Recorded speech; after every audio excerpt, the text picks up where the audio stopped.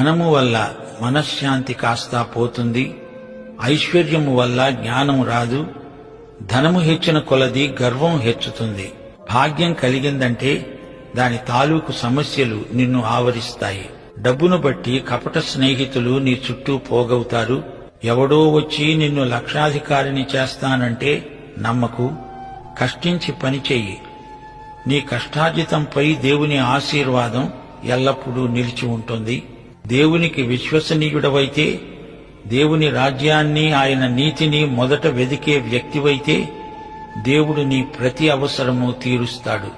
మరో మాట, సామెతల గ్రంథం సోమరితనాన్ని ఖండిస్తుంది. సోమరి కన్నా చీమలు నయం. అవతల ఎంతో పని ఉంది, నీవు నిద్రపోతే ఎలాగా?